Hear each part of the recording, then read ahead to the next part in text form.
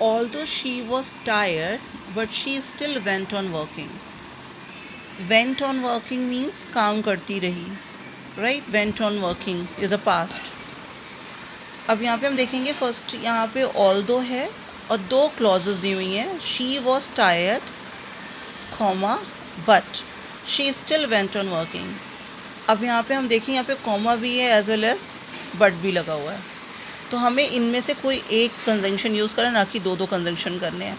तो हम क्या करेंगे, बट को रिमूव कर देंगे. हमारा सिर्फ सेंटेंस क्या क्रिएट हो जाएगा, although she was tired, comma, she still went on working. हमें ध्यान रखना है कि कोई भी दो क्लाउजेस को जो हम इकट्ठे जोड़ रहे होते हैं तो हमें एक ही कंजंक्शन की ज़रूरत होती है, ना कि टू कंजंक्शंस की ज़रूरत होती है, right. Next, he not only lost his ticket but also his luggage.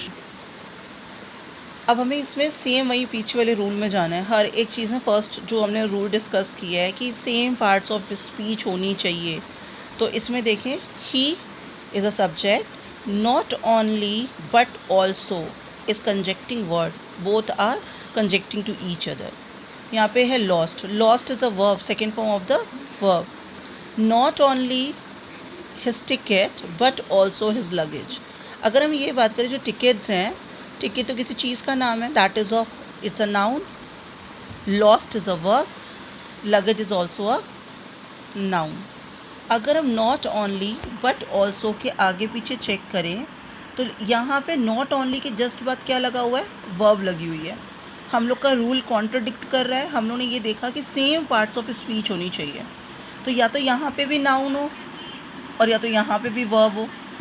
तो बेटर है हम लोग क्या कर दें, सेंटेंस की फॉर्मेशन चेंज कर दें. For example, he not only lost his ticket है, तो हम लोग इसको ये कर सकते हैं ना, ही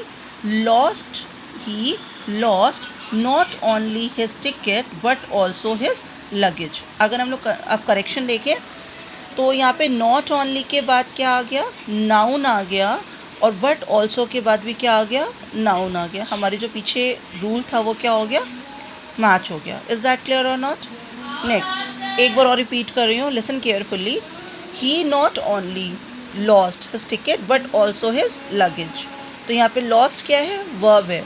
हमारा रूल कॉन्ट्रडिक्ट कर रहा है, हमें same parts of speech use करनी. दैट इज़ वाई हमने लॉस्ट क्या कर दिया, ही के जस्ट बाद लगा दिया. Is that clear. Next, either or, neither nor, both, not only but also should be followed with the same parts of speech. For an example, अगर हमारे सेंटेंस में दिया हुआ है, next, either or, neither nor, not only but also, same parts of speech as discussed earlier.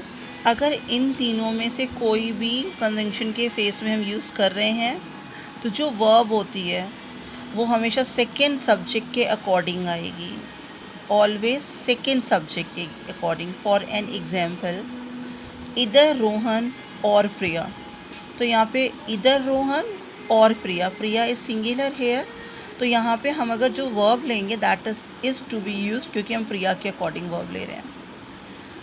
Against it, अगर हमने sentence ले रखा है रोहन और हिज पेरेंट्स, तो पेरेंट्स क्या है, प्लूरल है. तो हम पेरेंट्स के साथ कौन सी वर्ब ले लेंगे, आर ले लेंगे. ध्यान क्या रखना है हमें, इधर और, neither nor, not only but also अगर हमारे पास कंजंक्शन के फॉर्म में यूज़ हो रहा है तो हम लोग हमेशा किसके सब्जेक्ट के अकॉर्डिंग वर्ब यूज़ करेंगे, सेकेंड सब्जेक्ट के अकॉर्डिंग वर्ब यूज़ करेंगे. Pronoun will be used only with second subject. As I discussed over here, is use हुआ प्रिया के साथ. अब प्रोनाउन भी सेकेंड सब्जेक्ट के अकॉर्डिंग लगेगा. प्रिया किसी फीमेल का नाम है तो उसके साथ हम लोग हर यूज़ करेंगे, शी यूज़ करेंगे, एंड सो ऑन. फॉर्मेशन क्या होती है सेंटेंस की, subject, verb, object and complement, right.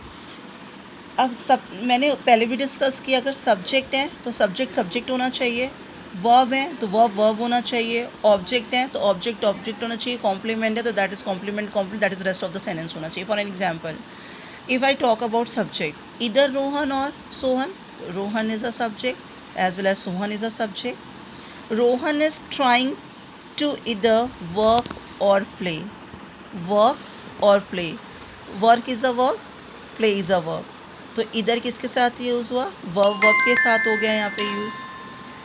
अब अगर ऑब्जेक्ट की बात करें, रोहन हेल्प निदर राम नॉर राजा। राम और राजा यहाँ पे दोनों कौन है? ऑब्जेक्ट की बात कर रहे हैं। If I talk about rest of the sentence, Mukesh will come here इधर eight 7 o'clock or at 9 o'clock.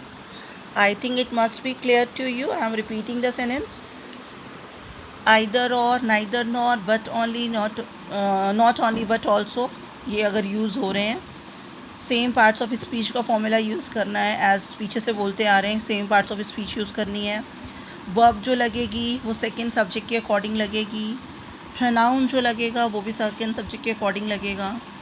Follow the rule, subject subject, verb verb, object object and the rest of the sentence.